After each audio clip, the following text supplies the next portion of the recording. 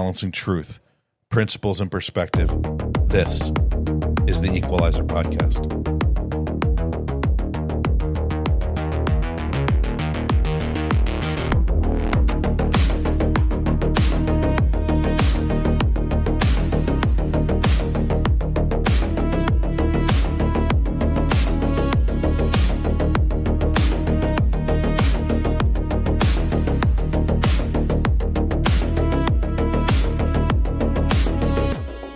In liberty's embrace, opportunity thrives, my friend.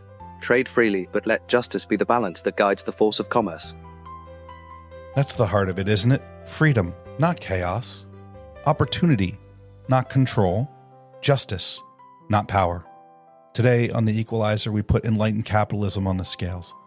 The system envisioned by America's founders, where liberty and virtue are twin pillars of prosperity. Enlightened capitalism is the belief that free markets and moral restraint can coexist, that individuals left to trade and create freely can lift society higher than any plan or king ever could. It's capitalism with a conscience. Markets run on voluntary exchange, not state decree. Government enforces justice, not equality of outcome. From my perspective, where liberty is the moral high ground, this is the only economic system built on trust in the individual, not fear of them.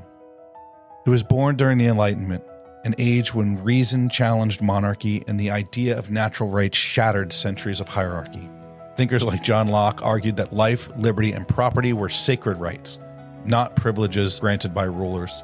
Adam Smith showed that free exchange, guided by the invisible hand, creates prosperity without coercion. And Montesquieu's separation of powers inspired a constitution that limited authority and unleashed innovation. For Jefferson, Madison, and Hamilton, liberty wasn't utopian. It was practical morality. They believed markets could self-govern if citizens were capable of governing themselves. The American Revolution wasn't just a political rebellion, it was an economic one. Against British mercantilism, a crown-controlled system that taxed colonies and granted monopolies, the founders built a republic of enterprise. No lords, no guilds, no state-sanctioned monopolies. Early America embraced limited government, minimal taxes, open trade, and private property rights. The Northwest Ordinance distributed land to citizens, not to nobles. The Bill of Rights ensured that property and speech were safe from government seizure. For nearly a century, the U.S. lived this experiment, imperfectly, yes, but freely. And that freedom built the most dynamic economy in human history. It worked because liberty aligned with human nature. Private ownership gave people a stake in success.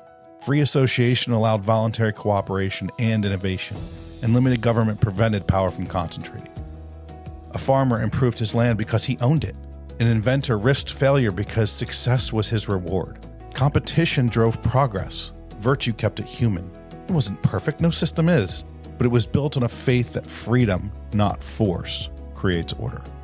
John Adams warned, "Our Constitution was made only for a moral and religious people. It is wholly inadequate to the governance of any other." He meant that liberty requires virtue. Without self-restraint, freedom decays into greed.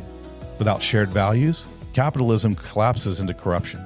Enlightened capitalism depends not on regulation, but on character. Citizens who act justly because they believe it's right, not because they fear the state.